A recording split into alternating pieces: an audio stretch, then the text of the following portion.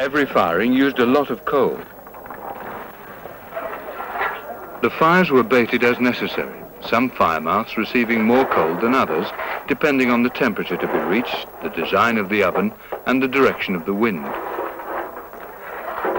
Conditions varied, and the fireman's skills in reading them were vital to the success of a firing. To begin with, the temperature was kept low while the moisture in the ware was driven out. Then baiting increased until, in about 48 hours, a maximum temperature of between 1,000 and 1,250 degrees centigrade was reached. The temperature was partly controlled by altering the position of the crown dampers and by the fire doors and regulating holes.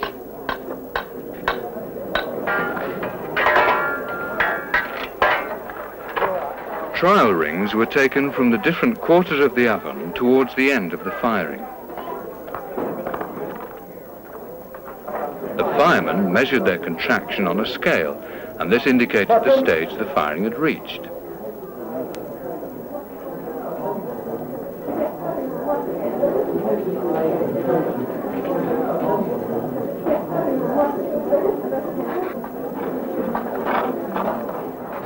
At the end of the firing, the dampers were adjusted, the fire doors opened, and the fires allowed to go out.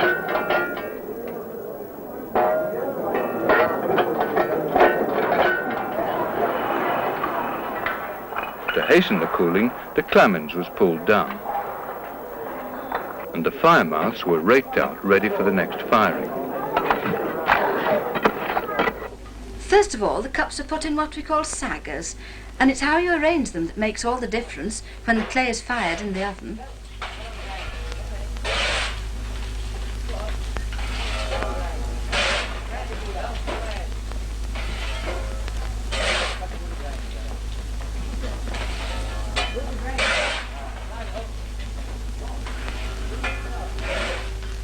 It's a funny shaped place, a pottery oven. That's so the heat from the fires can be properly distributed. Placing the cups or plates or whatever it is a skill job as well. Some parts of the oven are hotter than others, and the placers have got to know just how to stack the saggers so that each piece of ware is fired at the right temperature. Every sagger has to be put very firmly in place. If one of them is just the slightest bit shaky, you'll have the whole lot down on top of you. The work goes on for about 2 days. And when the oven's full, there'll be over 1,000 saggers.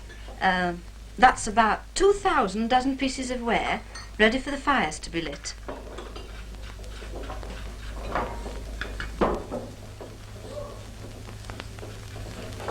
Of course, we don't leave anything to chance these days. We take trials during the firing so that we know how the main batch is getting on. After 60 hours, we let the fires go out. As soon as it's cool enough to get in the oven, there's a great scramble to get the saggers out as quickly as possible so that the next batch can go in. There's nowhere near enough ovens in the Potteries to keep up with the demand for our stuff, so we're pretty busy. Now the clay has turned into what we call biscuit. It's hard and it's got a ring, but it's porous, it soaks up water. Before it can be of any use to anybody, it has to be glazed. Aye, we work hard up here. The stuff's going into or coming out of the ovens all the time, all the year round. You might say the fires never go out in the Five Towns. Day and night they're burning. Ovens stuck to the top with clay that's changing to china or earthenware in the fire. Cups and saucers, flowers, dishes, teapots, tiles, basins, vases.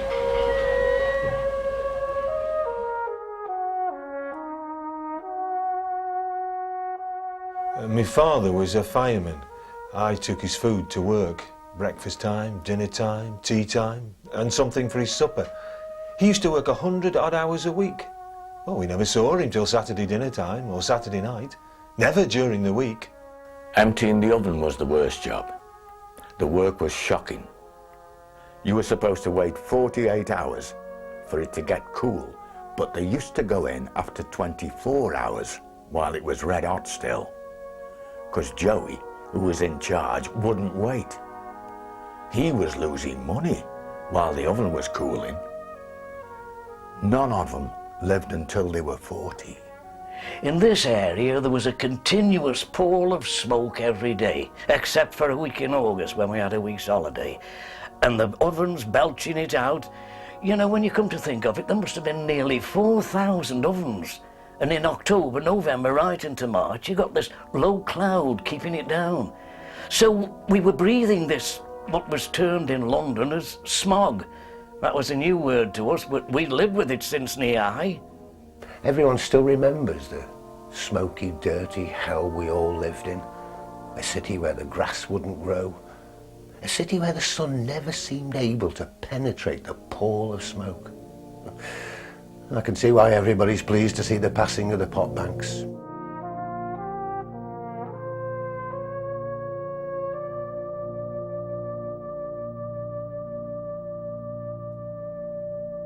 And here we are in the museum with what is probably William Blake's most famous image, called Fresh Air for the Potteries, which he took in 1908. And this is kind of where I got interested, because I wondered why he was taking these pictures. What made him take pictures that to some people are fairly ugly? And I think it's quite interesting. The first thing you have to know is where he lived at that time. He lived on Sandford Hill with his mother and his sister. And if you find his house, which is 5 Woodside Villas, it's still there, and start from the front door and just walk 50 yards down towards Longton and set up your camera there and look into, well, look towards St James's Church over there, that's on the image here. That's where he took it from. Up at Sandford Hill on the top are 2 big houses. And one Mr Blake lived in, they went to live there, and Uncle Percy and Auntie Sally lived in the next. And you know the smoky postcards? Yes. Well, he took most of them from up From there. the hill? Yes. Yes. He waited on Friday nights, because they all used to do the Friday night. There were about, I think it was 10 tons of coal for each one. Kill. Yes, and they until Sunday night. And then the ovens were cooled off, ready for them to work on the Monday. And he used to go Friday night to see all these ovens all going up. So that's what he saw. And of course, in those days, it was this kind of scene. You had smoking chimneys. When the kilns were going, you had smoking bottle oven chimneys as well. And so the scene he saw was rather extraordinary. But I think he got fascinated by the patterns of the smoke. I think that's what attracted him. I think it was just the patterns of the smoke. You can see here that created almost an artistic view of something like hell. And one of the later pictures was called 20th Century Hell. So he's got a view that's quite extraordinary to show other people. He wasn't necessarily starting off by talking about air pollution. He was looking for images because he was selling postcards, and this became his most famous postcard, of which there are probably still thousands in existence. Now, I know when John Aberley was writing for the Sentinel, and whenever there was a story about smoky Stoke, this was the image he used, except he didn't use the original Blake image that's called Fresh Air for the Potteries, which is obviously heavily ironic. He used a later version that was a joke called Fresh Air from the Potteries. So Blake was talking about the pollution experienced by people working in the pot banks, working in Longton, whereas the jokey one later on that was still available when I came here in the 1970s was actually saying Stoke's a horrible place, it produces all this pollution. And so the meaning of the image was changed by people changing the title. And then there's another one that we've got in the exhibition here, which is Oh Beautiful My Country, and it's not Oh Beautiful. And you kind of think, why has he chosen these titles? Well, the later ones often use titles from popular songs when he was taking them, lines that would have been sung in chapels rather than churches, I think. There's 1 or 2 other ones as well. And some of them were music hall songs. And so he was using the familiar words to match up to his pictures, and it is for 2 reasons. One is he was still saying something about what life was like. On the other hand, he was also selling these pictures. And obviously he found once he started printing them, people came in and used them and used them and used them. And actually I've seen, well, two worth mentioning. One is one that was posted to Arnold Bennett when he was in France. And the other one I have at home is one that was written on by Sidney Barnes, the most famous cricketer that Staffordshire has ever produced, who appears to be, have been a friend of William Blake, the photographer. So we have, you know, we've got all kinds of other little stories that are hidden in these pictures. So shall we try and find out a little bit about who William Blake was? And there's a bit of information behind me that I can explain in a second. But the real problem is we don't have a genuine identified photograph of William Blake, so a photographer with no face. Now, what we do have is a few that are possibly William Blake. In fact, in this book that was produced a few years ago, if we go to one of the opening pages, it does show a man, and it says this portrait from the collection is thought to be William Blake. However, it's not possible to find out if anyone identified it as William Blake or if it's just a guess. We have some other ones here that, again, might be William Blake. Now, the lady on the left here, we are certain, is William Blake's mother. She was Elizabeth, obviously Elizabeth Blake, but she came from Newcastle-under-Lyme, and her original name was Elizabeth Blood. She was one of the Blood family of Newcastle. That, I think, is his aunt, who lived in Southampton, and that is a house which is 5 Woodside villas. And when Blake was taking the smoky postcards, this was the house he lived in when he started doing that. And from that house, you can look into Longton. Now, the question is, how did this family end up in the Potteries? Well, the one connection is his mother grew up in Newcastle-under-Lyme, and at one time her father was chief of police in Newcastle-under-Lyme. She then disappeared and went to America in 1871. She got married in New York to a man called Frederick Blake, who came from Southampton. And they got married and lived in Pittsburgh in Pennsylvania. Almost certainly, Frederick worked on locomotives as a designer or draftsman for Andrew Carnegie, who was a very rich person at that time and had made money from the railroad company and from various steelworks. But after having 2 children, the sad thing was the father died in rather mysterious circumstances. And he came over here quite young, and he went to the Blue Coat School near to Liverpool. Yes, I know the Blue Coat School. Yes, he went there. And his mother came from Newcastle, our Newcastle. You know, your Newcastle. Yes, Newcastle. Yeah, she came from there. And she always wanted to go back, but he landed back in the Potteries. And the mother, Elizabeth, Blake's mother, had to do something. And she came back to England and lived in Formby in Lancashire, next door to her brother, who was a pharmacist in Formby. Across the road was a stationer and photographer called Samuel Reynolds. And almost certainly, this was the guy who taught Blake how to do photography. Because in the 1891 census, he's an apprentice to a stationer and photographer. And since the guy across the road was stationer and photographer, that's almost certainly where he learnt his photography.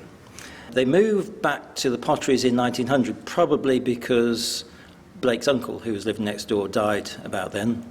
Their first house was in Chaplin Road, and the shop was in what was then called Stafford Street. Well, this is actually where William Blake's shop is. This is now called the Strand, although it was Stafford Street. And his shop was just about there in 98 Stafford Street. And of course, you've got quite a lot of activity, because this is a May Day march. He was actually a member of a socialist group called the Social Democratic Federation at this time. And this is actually the Socialist Democratic Federation banner, just passing his shop, which says, "What shall a man do when the capitalist cannot employ him?" So it's basically saying, sort of, if men don't have any work, what's going to go on? And obviously there were a number of strikes, well documented by Blake in 1912 and obviously later in the 1920s. So this gives an idea of where Blake was politically. And if you look at the Smokies and some of the comments, it rather helps to inform you about why he was taking those. And also, A lot of his pictures with people in are actually of working people, sometimes people struggling, and he did make a comment that I've read later on that the great heroes of this time in the Potteries were the women of the Potteries who had to, well, presumably spend a lot of time cleaning because the air was so dirty. And so it gives you an idea about what kind of man he was and what he believed in at the time. Now down below is quite a different sort of picture. It's a bit of a complicated story. It's called The Real Devil in the Potteries. Now this, most people won't know, relates to a sermon in Fenton Church by the Reverend Tyrwhitt in 1903, who gave a sermon called The Devil in the Potteries. But for the Reverend Tyrwhitt, the devil in the potteries was sin. He said people in the potteries were sinful and ought to repent, I suppose he would have said. But Blake took that and he didn't have the same point of view. He thought people in the potteries were fine.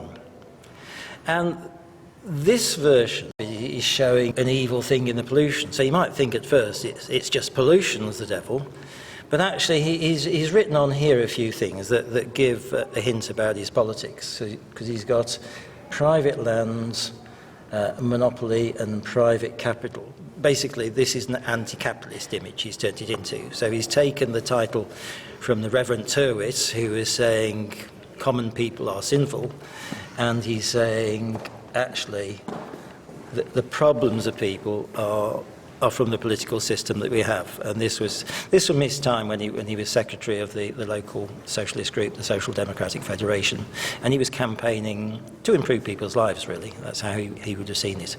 And I think you have to see that in all these photographs. He's looking at it in terms of what life is like in the potteries and what causes the problems and what are the improvements we can make for people. Well, another organisation that William Blake worked with a lot was called the North Staffs Field Club, an organisation for ladies and gentlemen going out into the countryside, often looking at churches, going for walks, and they like to have pictures of places they've gone to. The Field Club had been established for many years. It was Bateman at Biddulph Grange, who I think was the first president of the club, so that gives you an idea who belonged. But they wanted Blake because he was a photographer, and they wanted a survey of Staffordshire, taking pictures all around Staffordshire. My father used to go with him, taking photographs, Dovedale and the Manicold and places like that. And he became a friend of the family, you see. The survey photographs, of which there are over 1,000, survived, and they're available to look at as well. Now, I've just picked out one picture, which I think says something. This is quite late. This is 1933. It's the opening of a nature reserve at Hawksmoor. Now in the past, nature reserves were not usually open to people because country estates were more for shooting the wildlife than conserving them. But the owner of the estate, who had recently died, had left it to be a nature reserve. It was actually opened by the poet laureate, and this is 1933. And what interests me about the photograph is how Blake has taken it, because some of the top people in Staffordshire have arrived for the ceremonial opening of the gate, and Blake's photograph is not taken from them but from the outside, in fact showing a cyclist who's obviously cycled up from the Potteries to see this, rather than focusing on the more affluent people who are at the front there with the officials of the field club. So it shows you that Blake's a bit of an outsider when he takes photographs. He likes observing other people. And that's why they're so unique, that he took pictures that no other photographer would have bothered taking pictures of, because they weren't pretty, I suppose. Whereas Blake's trying to give you an interesting picture. It's a fascinating image. But it's an image that a lot of people wouldn't have taken. This was actually commissioned from the Field Club. They said, Mr. Blake, will you please go away and take some photographs that we can sell as postcards? So it's actually in the minutes. He was told to get some postcards done. But it's interesting that the postcards are not of the people who asked him to take the postcards, but of the other people milling around on the outside. So pictures of the outsiders.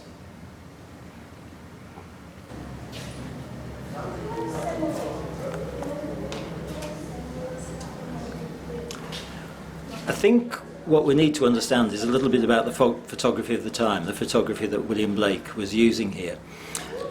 People today see taking photographs as with your phone in a fraction of a second, without necessarily any thought. In William Blake's time, if you took really serious photographs, it's a lot of work. So if you first look at the camera, this is a camera of the sort that he used. It's not actually his, it's actually one I had at home, but it's the same size as the camera he used, because it's designed to take half plates, glass plates, one plate for each photograph. So if you think of carrying some of those glass plates on a day out, you can't take too many.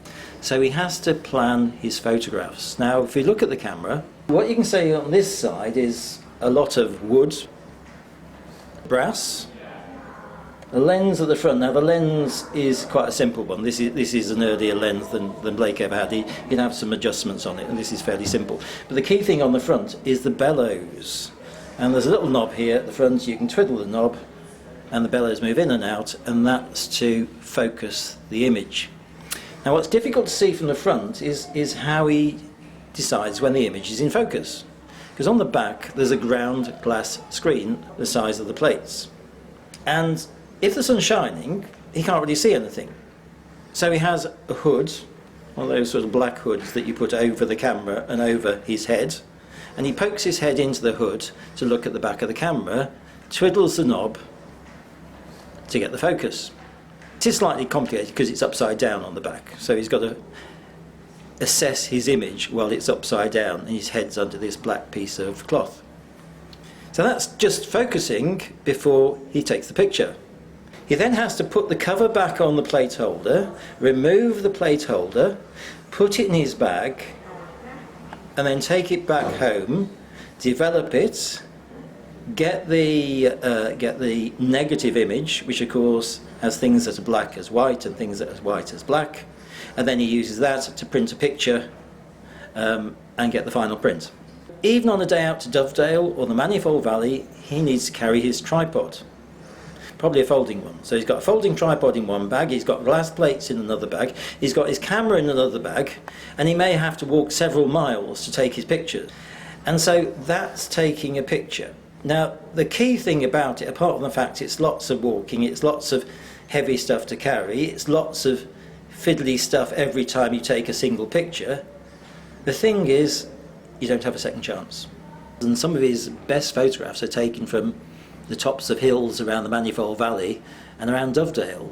And if you just think of the effort, both mental and physical, to take these pictures, you realise it's a totally different ballgame to the taking of photographs on your phone today.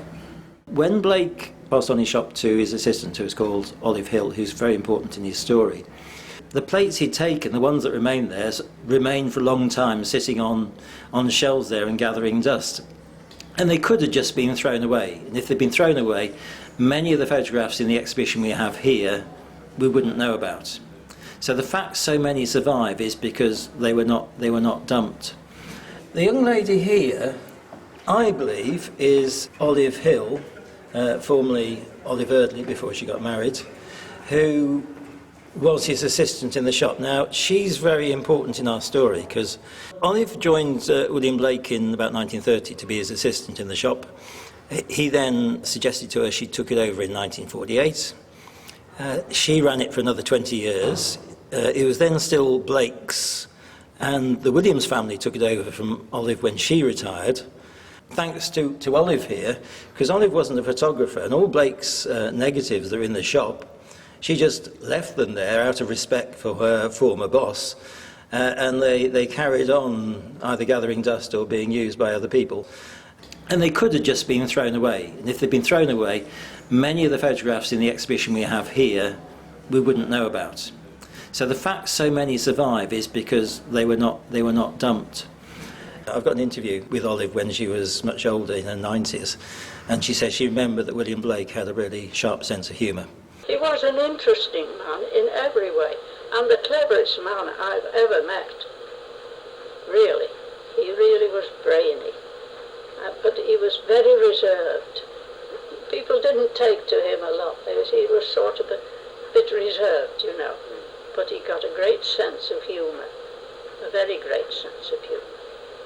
And a funny little story. He lived up by the park, and he was coming... By Longton Park? Yes. It was when France gave up during the war. He came in, I could always tell when he got something on, and he got very thick glasses, and he just used to look at me like that, and I used to say, "Hello, what is it?" He came on the bus one day, he usually walked, and he got off at the end of Trentham Road. Well, it was the bus conductress's then, and she said to him, she says, "This is your stop, Duck." And he got off.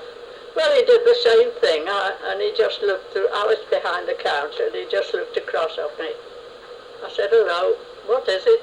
He says, "I've been called Duck." I look at his face first. Oh, it was wonderful, really. I can laugh when I think of it. But a very keen sense of humour, really. Now, one of the reasons Blake took so many pictures is because of what we call the postcard craze. And it's worth knowing the cause of this. Before 1902, the post office regarded a postcard as a letter, and it was quite expensive. But in 1902, they were persuaded to relax the rules. Well, the rules are the same as today. You can have a postcard and you can write a message on the back and there's an address. But because of that and the fact they reduced the cost of posting it, suddenly people started using postcards to talk to each other. They were really the text messages of the time. In particular, for often working class people to arrange to meet their friends. It was the cheapest way to get in touch with somebody, to put a postcard in the box in the morning and hope that it would be delivered that afternoon. And my favourite ones are the ones that say, "I'll be in town soon, I'll see you at tea time." But the other thing was, because the photographers were taking all these lovely, lovely postcards, it was very competitive. They were taking them because people used them as text messages of the time. There were a lot of good ones for other people to put in their postcard albums. So there's a mixture of two reasons. There's cheap and cheerful postcards, and there's quality postcards that people collected for albums. And I think in the case of William Blake, they served both purposes. And another reason people might buy a postcard, there's a lovely one of Forsbrook. It's one of my favourite postcards of Forsbrook, and there's a young lady posing in the middle of Forsbrook. And I'm certain when these were printed and in the local post office for sale, she'll have bought as many as she could to send to all her friends. So lots of the pictures of streets and places, the idea was they go in the local shop and everyone who recognised that picture would buy one and post it to all their friends and relatives in other parts of the country. And down here we've got Trentham Hall, which of course is not what Trentham Hall looks like these days. Stoke-on-Trent, always merry and bright. Now that's actually a song, it's a Percy Grainger tune. Old soul retires hurt from the Potteries. When the heart of the potter rejoices, 20th century hell. And down here we get one of the seasonal pictures that Blake turned into smokies, which says, "Does Father Christmas really go down chimneys?" Obviously one to be sent as a Christmas card. And there are many, many hundreds published by a firm called Shaw, William Shaw of Burslem, who went to William Blake more than any other photographer for images. The printed ones were usually printed in Germany. So the images had to go off to Germany, and then you get a whole stack of postcards of the area that were printed often in places like Dresden or Leipzig.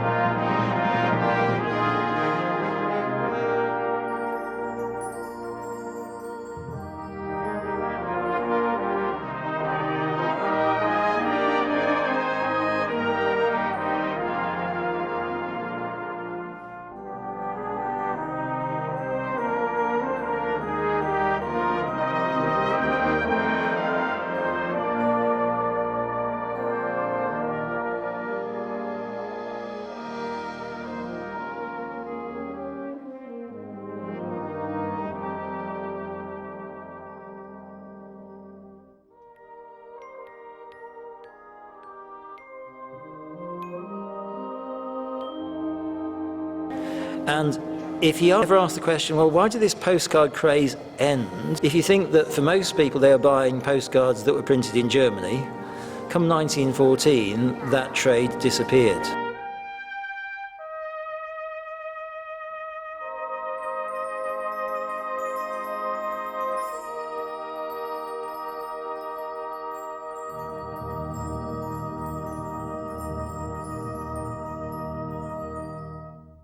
Now, many of the pictures that we have here illustrate something about taking photographs, because to any young person these days, taking a photograph is a very easy thing to do. You just whip it out of your pocket, you press a button, and you've got your photograph.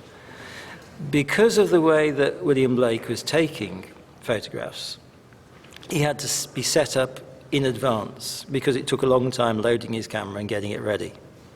So, if it's one particular event, and this is Edward VII passing through Cheadle, in November the 21st, 1907. And obviously people in Cheadle knew when he was coming through. They'd been told, and they put on their best clothes and their best hats, and they waved their hats at him as he comes through. William Blake had to set up his camera in exactly the right place, because he wanted the King's car to be just visible between the two lines of people. He didn't want the car down here. He didn't want to take it too early. He had to get the car right in the right place to make the best picture. As far as I know, this is the only surviving version of this picture. I don't think the negative exists anymore. So it's quite a special one. So clearly he'd found his spot, he'd judged where the car was going to be in the best position, he's got all ready, and as the King's car comes round the corner, snap, he takes his picture, and that's it. And if he's got the timing wrong, he's lost that chance. So it shows that for a picture like this, he had to be both a good photographer and really understand what's going on in front of you. Oh, that's right. He got to know my father. I don't know how he got to know my father, really. And they became friends, and they were all interested, and they used to go taking these photographs. My father used to laugh because he was very good. He was too. His photographs were good. And he said he always used to go and see Billy Blake. He was always Billy Blake. He used to go and sit on the chair in the shop. We always had a chair in the shop. And he sat down and he'd get that he'd done, his photographs, you see, that he'd developed. And he'd look at Mr. Blake's, see. And he said he'd always seem to get that just that little bit better than mine, always. He said it was, and my father always used to say, someday I'll get level with Billy Blake, but he never reckoned he did. This is the picture I've got of the local area where I lived, and this is actually a shop, an off-licence that I lived in from 1956 till 1964.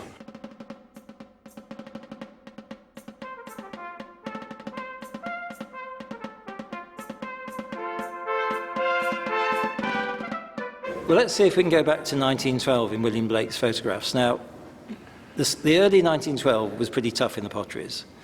One reason is, as the first picture shows, it was very cold. Trentham Lake froze over, and people came along, came into the Trentham Gardens and went on the lake with their ice skates. And Blake took 3 pictures of this time, and clearly not something we've experienced these days, and clearly something that Trentham Gardens would let us experience these days, even if there was that much ice. So seeing people skating on the ice at Trentham Lake is quite a remarkable situation.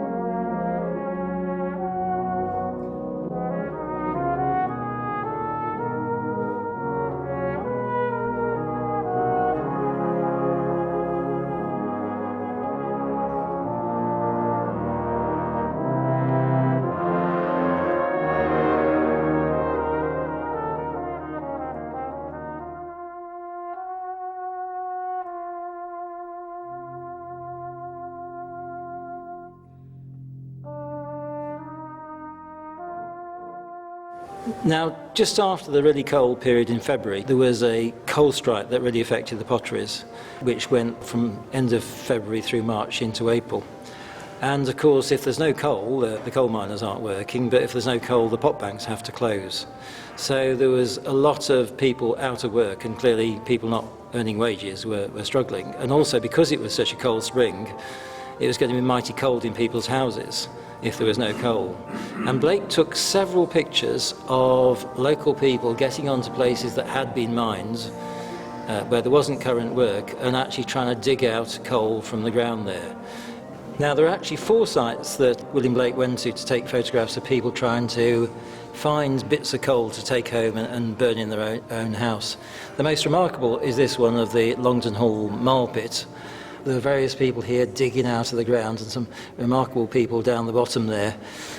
Looks quite dangerous, but obviously people needed coal. It was cold. They needed to heat their houses. And there was considerable distress in the area, so much so that relief committees were set up. And one of the things the relief committees did in this time was to provide free meals to children. So down here at the bottom, we've got an image of coal strike, March 1912, free meals for children. It's in Longton, there's St James's Church. They're just walking past the former school there and going to get their packed lunches from somebody in Longton who's provided the money to feed people. So this was happening all over the Potteries, all through March and into April of 1912. So a world we can barely envisage, but captured here for us in pictures by William Blake. And now, just after the coal strike, but very much linked to the idea of people sort of struggling for subsistence at the time, is this one taken from people lining up outside Longton Congregational Church. Queuing for tea, it's called. It's one of my favourite ones because you have so many people looking at the camera. These young girls there sort of smiling at the photographer there, and it gives you a picture of what people looked like at that time.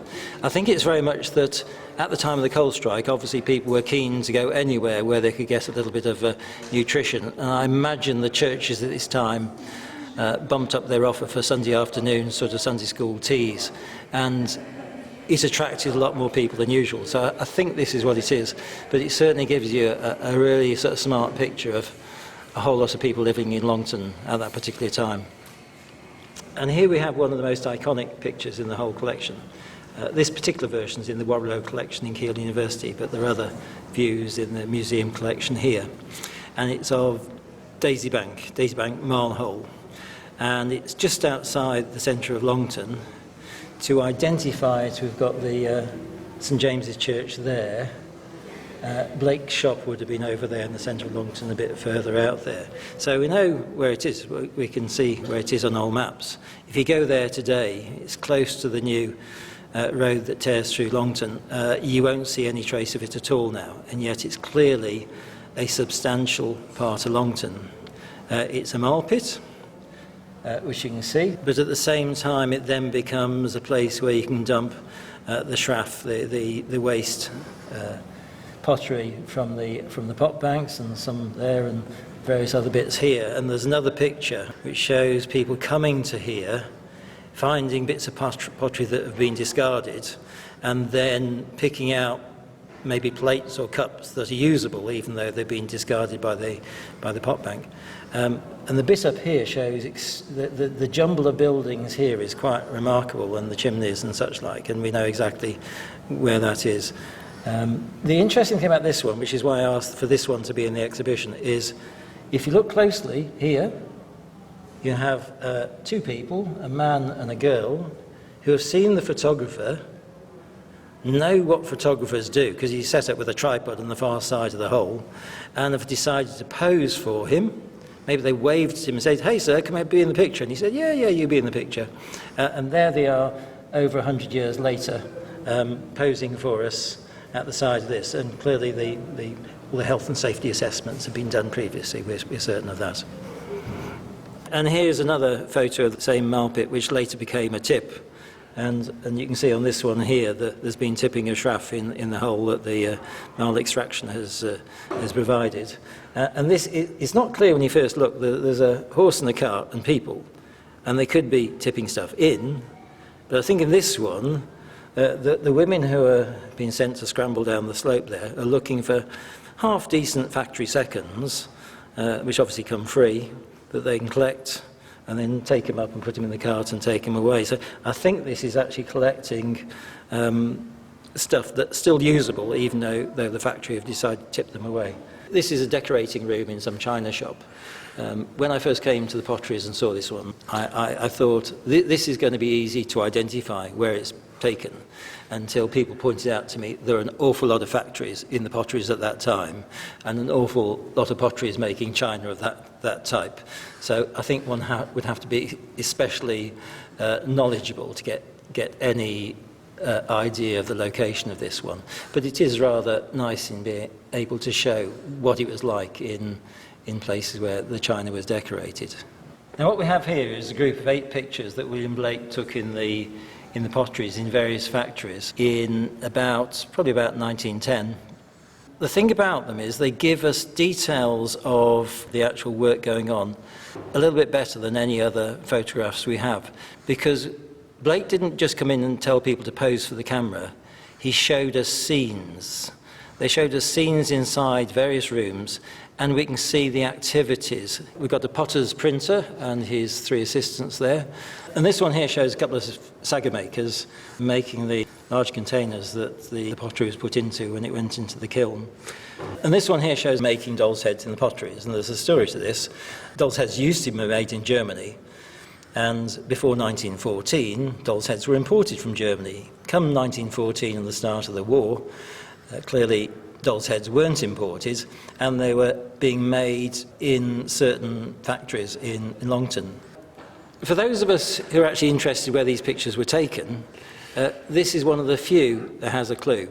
Now, first of all, this is a very old version of the potter's wheel, and probably most factories had got beyond this kind of technology. Here's the bloke, he's the thrower. He's making the things. There's his assistant handing him the correct size balls of clay. And here is the lady over here whose job it is to turn this big wheel, to turn the potter's wheel here, so he can make the pottery on the wheel there. So it's quite an old-fashioned scene, but what we do know are 2 things. We know when it was taken and where it was taken. Now, when it was taken, we hope they had the calendar at the right date. April 1907. Now, if we go to a directory and work out what was across the road, and we see E.H. Blaw's music shop through the windows across the road, we can actually locate where that is, at 94 Stafford Street. And clearly this is the factory facing 94 Stafford Street. And this should be J.H. Cope's Wellington Works, which is next door to Tam's Crown Pottery, which is opposite Blake's shop. Blake's shop's 2 further down along Stafford Street. So this is one of the few pictures where we actually know the identity of the location and the month in which it was taken. We have various printed postcards of people working in the pottery industry. I mean, these ones, I think in future will be crucial for people really to understand what working in the pot banks were like. At the end of the firing, the dampers were adjusted, the fire doors opened, and the fires allowed to go out. When they were cool enough to handle, the saggers were drawn from the oven and put on specially built staging. Some 19th century pottery masters were known to try and speed up the process by drawing goods hot from the oven. The men were paid according to the amount of perfect ware drawn. The wares were then packed in barrels made on the premises and sent to markets all over the world. This has all gone, but one 19th century pot bank is preserved for all time.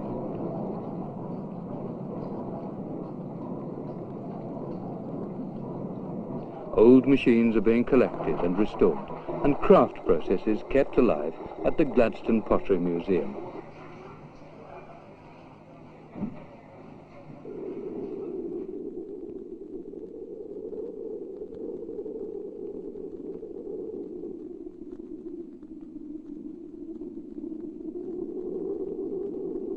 Only the bottle ovens stand silent and alone, for a bottle oven firing will never take place again.